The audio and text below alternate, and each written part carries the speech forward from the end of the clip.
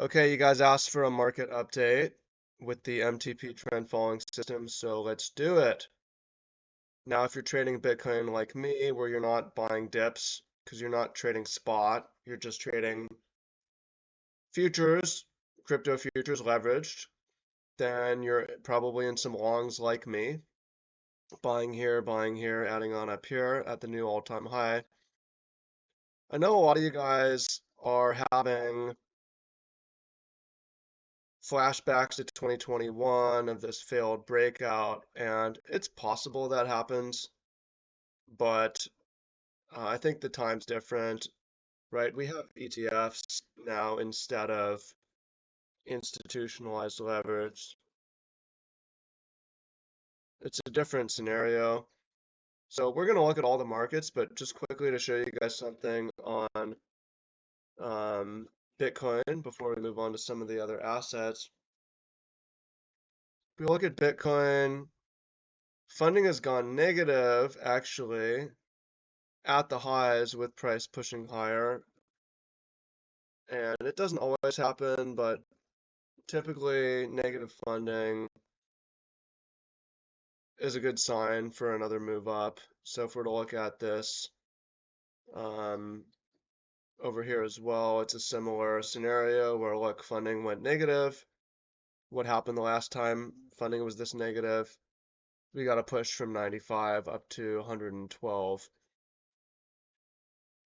That said, you don't necessarily need to think about all those things. You could literally just trade MTP and leave it alone. And for me, trailing a stop down here and just letting it rip.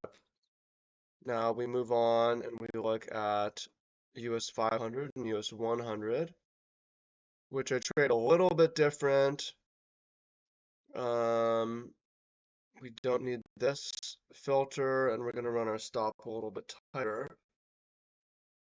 And we're going to put on a break, a dip buy on these,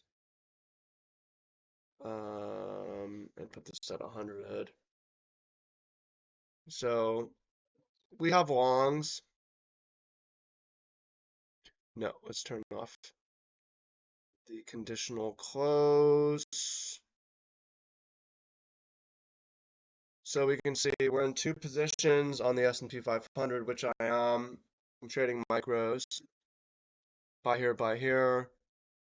And we're in. I didn't take this first buy, which is too bad because this one would be up pretty big. But we're up in two positions.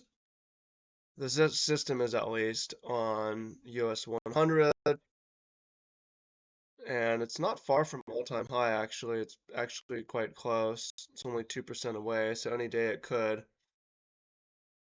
I'm also trading the Japanese market. I don't know why it's looking funny here. But I'm in two positions on the Japanese market. If we look at gold, I'm just waiting for an entry. I didn't hold through this. I made a large error, which cost a lot of money. One of the biggest errors, if there's anything you take from this video, one of the biggest errors is failing to enter, because taking a loss can be costly, but missing out on a huge winner is a lot more costly in the long term. So this was a very costly error, but it's okay. Silver is at a new 13-year high. So silver, it's not the best asset, but it's relatively strong. It's okay. And what's nice about silver is that it's relatively uncorrelated from the other assets. So uncorrelation is worth additional risk. So yeah, let's ride. If you want more information on the system, there's a link in bio, and you can check it out. But it's really simple. I mean, I just set alerts, and then if I get a trade, I take it. There's not really much to do. There's not really much discretion. So yeah, here's the current silver trade. Anyways, appreciate y'all. Much love, and talk to y'all soon. Peace.